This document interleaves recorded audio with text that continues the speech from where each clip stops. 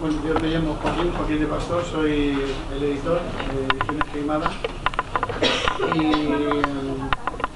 hoy voy a hablar un poco,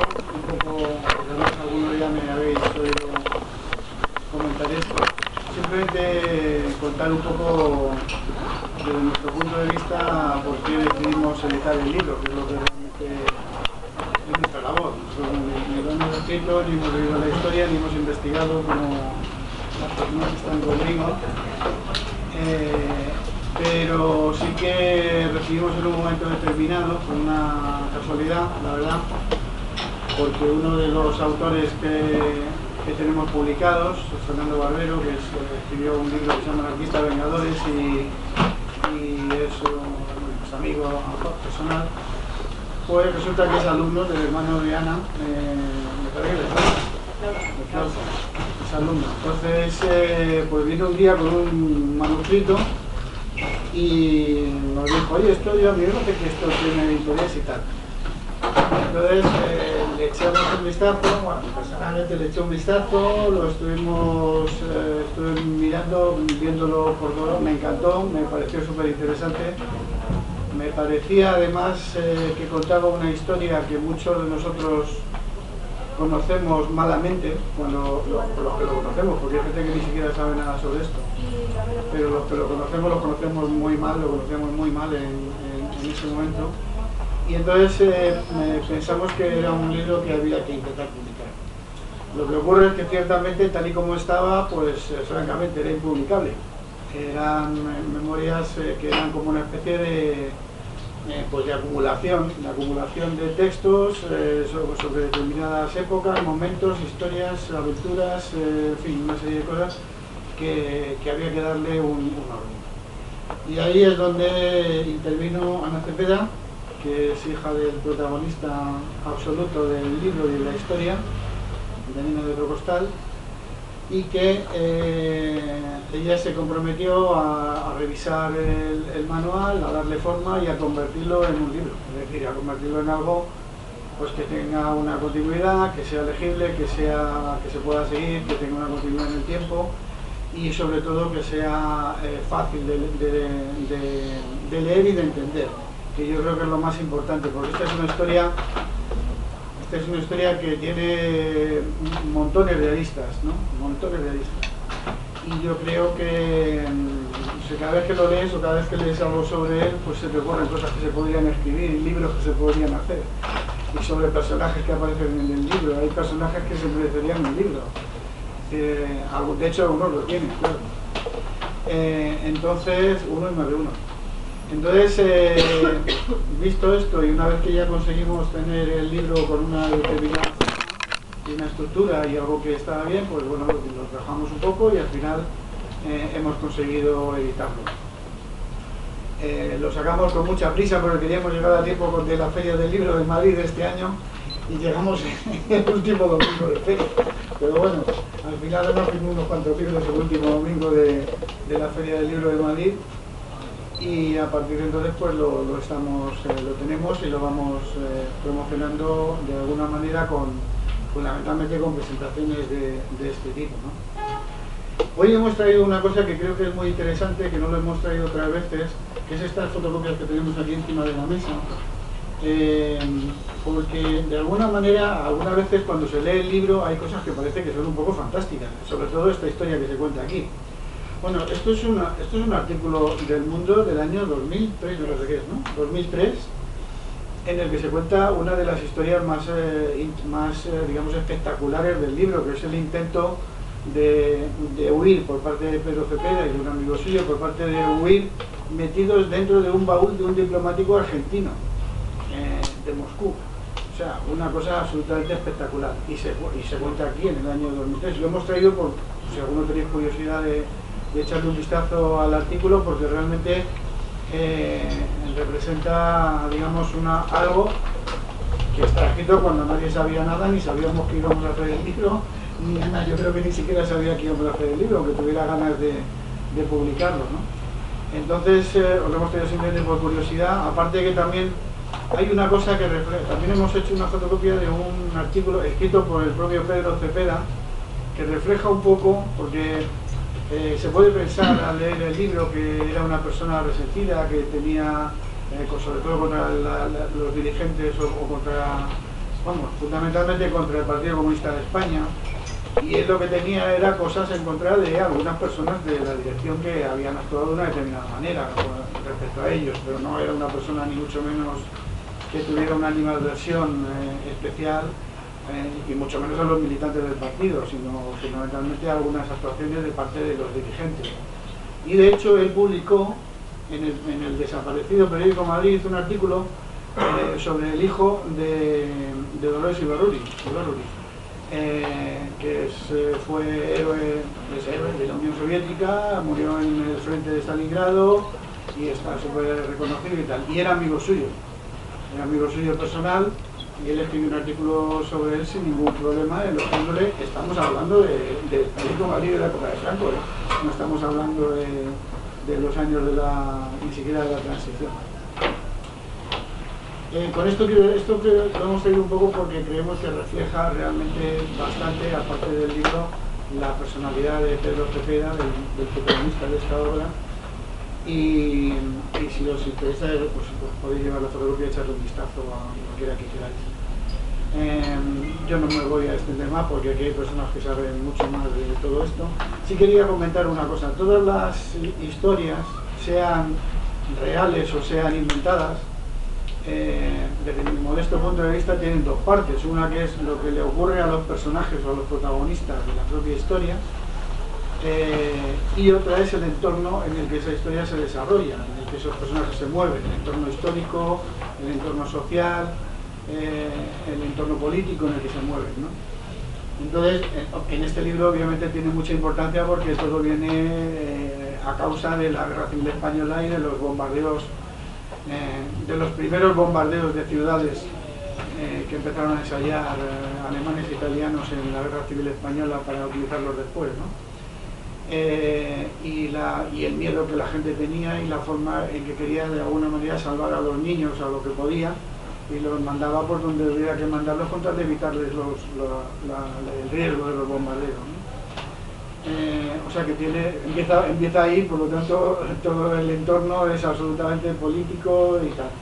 Pero como creo que eso es algo que merece una explicación un poco más interesante, pues tenemos, aparte de Ana, que hablará del libro, de su padre y de lo que ella considera oportuno, tenemos dos personas que conocen muy bien todo lo que es el entorno histórico. Uno es la doctora Alicia Altez, doctora de la UNED, que es especialista en historia contemporánea y que lleva mucho tiempo preocupándose por estas cosas. De hecho, ha publicado alguna cosa sobre todo sobre estos temas, y que va a dar un poco su idea sobre esto, su idea sobre esta época. Y luego tenemos a una persona que además ha ayudado mucho, y lo contará seguramente Ana, porque siempre lo cuenta, que una persona que ha ayudado mucho, incluso en la propia elaboración del libro, que es Luisa Iordache, que es doctora en Ciencias Políticas por la Universidad Autónoma de Barcelona, es rumana de nacionalidad, aunque cuando la oigáis hablar y os diga que lleva 10 años, ¿no?, en España, 13, no lo vais a creer, pero bueno, cada uno con esto de los idiomas se apaña como puede. Ella, fantástica. Entonces, ella ha investigado también mucho esto, y de hecho tiene un libro que se llama En el Gulag, republicanos españoles en los campos de trabajo de la Unión Soviética, si no recuerdo mal, republicanos españoles en los campos. Entonces, y bueno, pues obviamente encaja absolutamente de lleno con este tema, y también sabe mucho sobre todo esto. Entonces yo ya no hablo más y le paso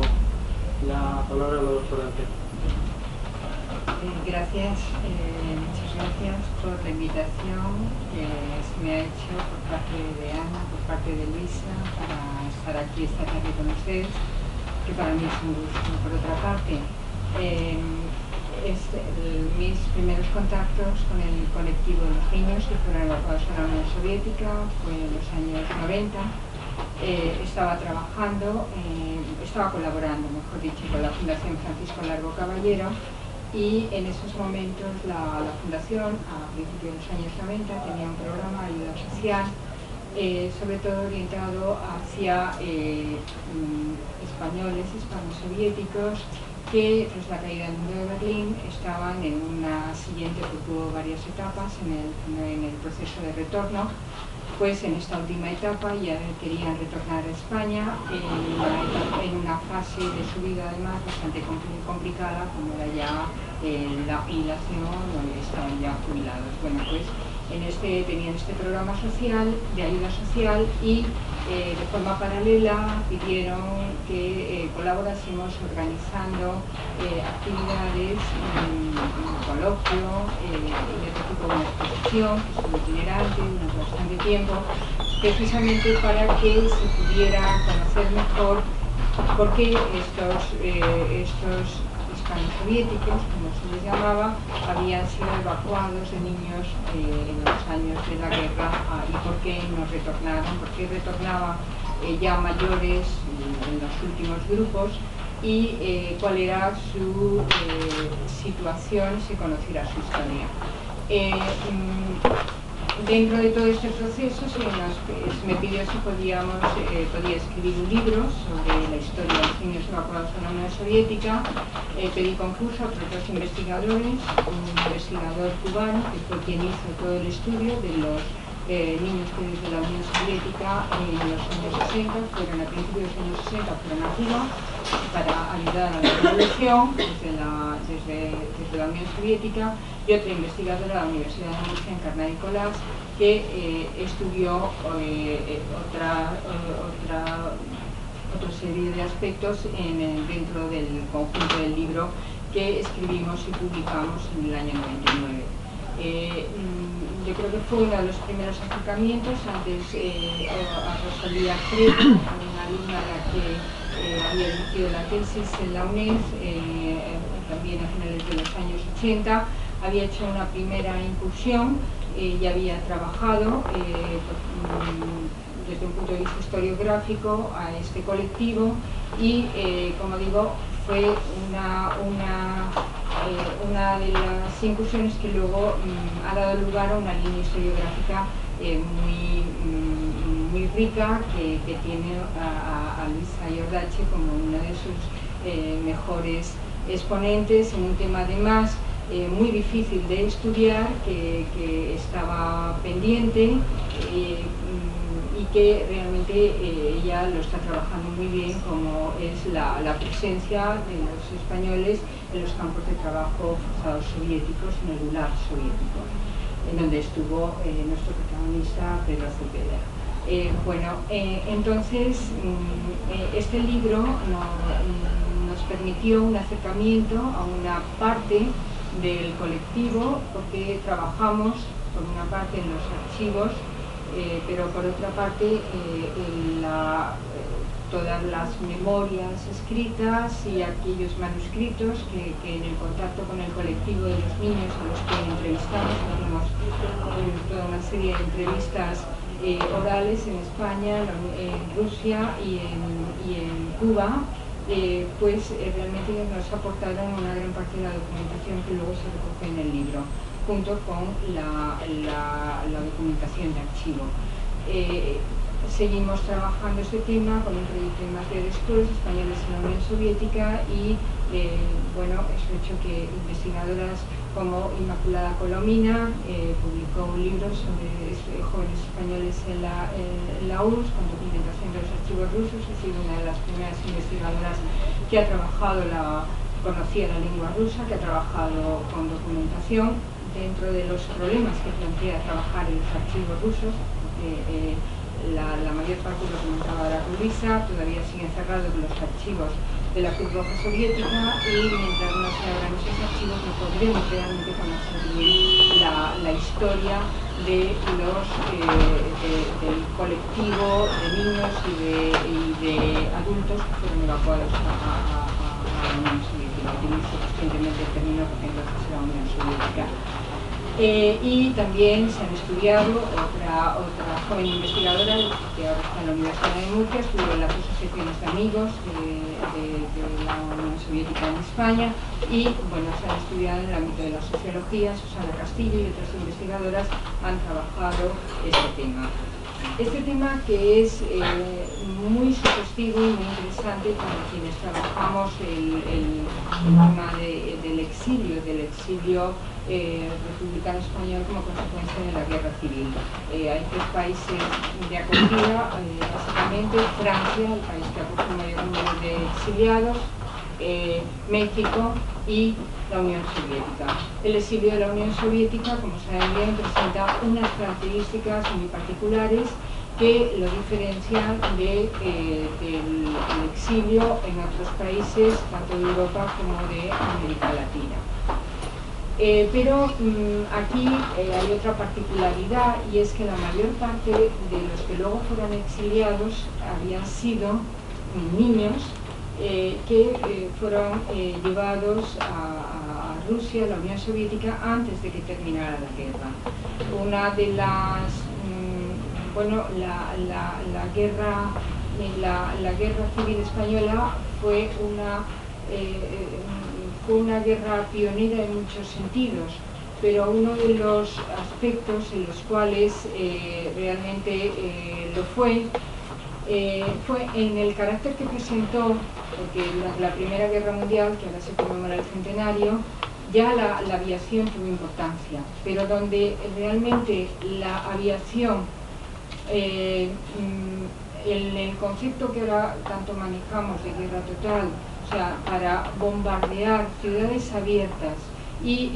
el bombardeo indiscriminado contra la población civil como una táctica para desmoralizar y para minar la moral del enemigo, donde por primera vez en la historia ya se utilizó de una manera intencionada y además con gran fuerza, fue durante la Guerra Civil Española, algo que luego sería ya normal a partir de entonces, en la Segunda Guerra Mundial hasta hoy en día, ¿no? Tristemente. Bueno, pues esto ocurría por primera vez en España, y quizás eso explique también otro fenómeno que también en este sentido en España fue la primera vez que se produjo la historia, como era la evacuación en expediciones oficiales, o sea, en expediciones organizadas por el gobierno, con la ayuda de organismos políticos, sindicales y de distintas organizaciones de ayuda humanitaria, evacuaciones de población civil y muy en particular de niños a zonas controladas por la República, que estaban en retaguardia, como en determinados momentos, luego ya no, pero fue toda la costa mediterránea, fue Cataluña. Y por otra parte, evacuaciones hacia el extranjero, de niños en expediciones en las que iban solos, acompañados de personal auxiliar, acompañados de maestros, de docentes, pero los niños iban solos. Eso es la primera vez que se producía. Ha dado lugar a un gran debate historiográfico y sobre todo que se planteó a partir de la Segunda Guerra Mundial, si realmente que no vamos a entrar aquí obviamente, fue una medida acertada o no, si es una medida acertada o no el separar a los niños de sus padres, aunque su vida corra peligro. O sea, eso dio lugar a todo un debate que hoy en día se sigue manteniendo, ¿no? Pero lo cierto es que se llevaron a cabo esas expediciones, que hubo países dispuestos a acoger a los niños, y que hubo algunos países cuyos gobiernos no colaboraron, como fue el caso de Suecia, como fue el caso de Suiza, de Holanda, pero que sin embargo sostuvieron con